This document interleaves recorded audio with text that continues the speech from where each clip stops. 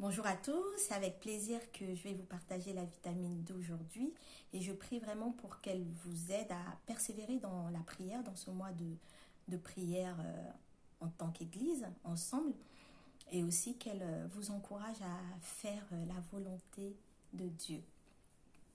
Alors le passage que je vais lire se trouve en Matthieu 5, versets 43 et 44, donc n'hésitez pas à mettre pause pour prendre votre Bible et suivre avec moi. Moi je vais lire en version Sommaire.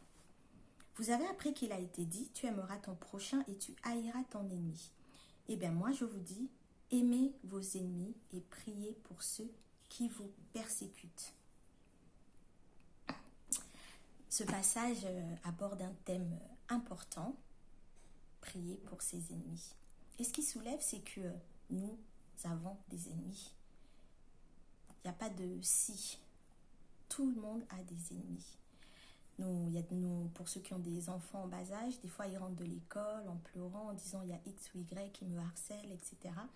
Et au travail, on a aussi des personnes qui sont en conflit contre nous, qui s'opposent à nous, qui des fois même vont jusqu'à nous faire la guerre. Une guerre ouverte ou une guerre plus froide. Et la réalité, c'est que nous avons des ennemis. Que nous soyons enfants de Dieu ou pas, nous le remarquons autour de nous, il y a des guerres, il y a des États qui se font la guerre, on peut regarder aux informations, des guerres de voisinage, enfin, la guerre est présente partout parce que c'est le cœur de l'homme. Et en tant qu'enfant de Dieu, le Seigneur nous donne l'attitude à avoir. Aimer son ennemi et prier pour lui. Mais aimer, c'est quoi? Aimer, aimer déjà, ça veut dire que peut-être que je ne vais pas me lever et me faire vengeance. Je ne vais pas me lever en criant injustice. Je ne suis pas n'importe qui, tu ne me parles pas comme ça. Je vais te montrer de quoi je suis capable. Non, aimer, c'est dire, Seigneur, qu'est-ce que je fais? Aimer, c'est prier. Aimer, c'est décider de ne pas agir, mais de demander à Dieu d'agir à notre place. Et nous avons l'exemple parfait dans la Bible, dans l'Ancien Testament, avec David a été oint roi. Et la royauté, en tout cas, Dieu a ôté son esprit du roi Saül. Et à partir de ce moment, Saül a décidé de faire la guerre à David. Et ça a été une guerre sans merci. Il a pourchassé.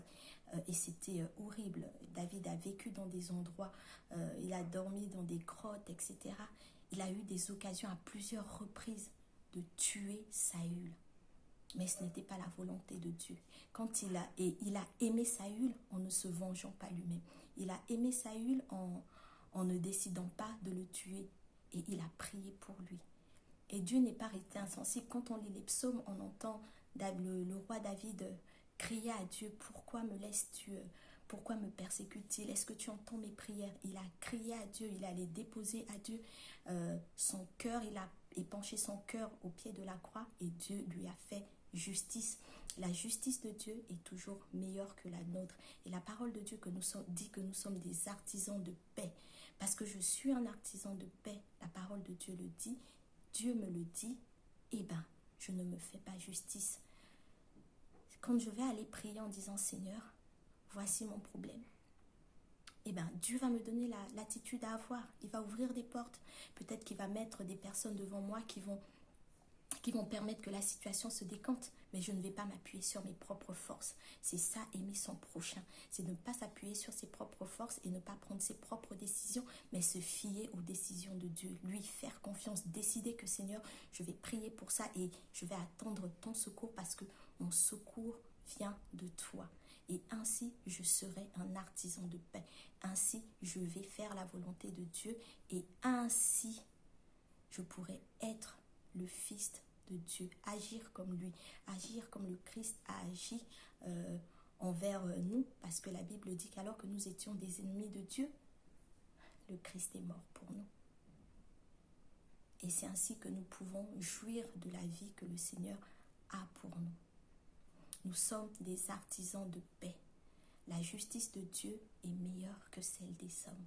Faisons-lui confiance, prions, intercédons pour ces personnes qui sans relâche s'en prennent à nous pour des raisons que nous ignorons et croyons qu'en remettant notre sort entre les mains de l'Éternel, il interviendra assurément et il nous fera justice. Donc c'est ma prière pour chacun d'entre nous, que vraiment nous puissions avoir foi en l'Éternel, en sa toute puissance, et ne pas déclencher des guerres à notre tour, mais décider d'être des artisans de paix et nous attendre à la main puissante et salvatrice de Dieu. Que Dieu vous bénisse et rendez-vous ce soir à 20h pour prier tous ensemble.